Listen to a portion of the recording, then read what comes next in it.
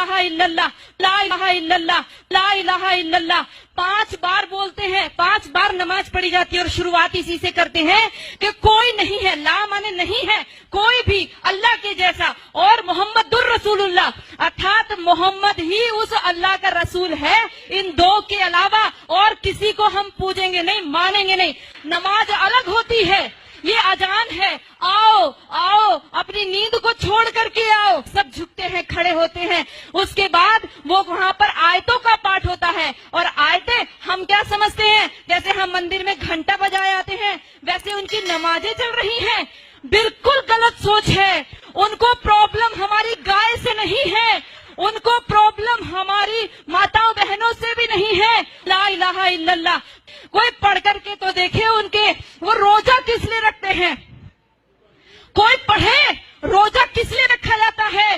روزہ کوئی نوراتروں جیسا ورت نہیں ہے، خود اپنے شریر کو مضبوط کرنا۔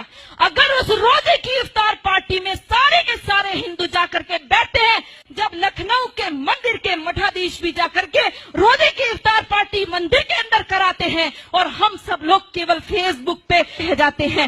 میں آپ سب سے ونتی کرنا چاہتی ہوں، یاد رکھو ان کے 5 استمبھ، جس میں کہا توحید، ایک ہی ایشور ہے، ایک اللہ ہے، اس کے علاوہ ہم کسی کو مانتے ہی نہیں ہے۔ لا الہ الا اللہ۔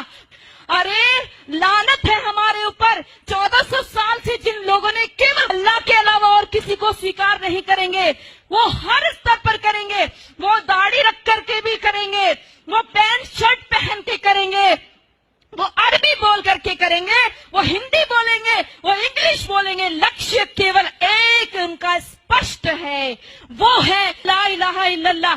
اللہ کا کام رکے گا نہیں، اور جو لوگ کہتے ہیں، جنہوں نے بولا رگھوپتی راگھو راجا رام پتیت پاون سیتا رام، اور اگلی پنکتی جوڑی ایشور اللہ تیرو نام، لعنت ہے ہمارے اوپر، ہم نے کبھی پڑھ کر کے نہیں دیکھا اللہ کہتے کس کو ہے، ہم نے ایشور کے برابر اللہ کو رکھ دیا۔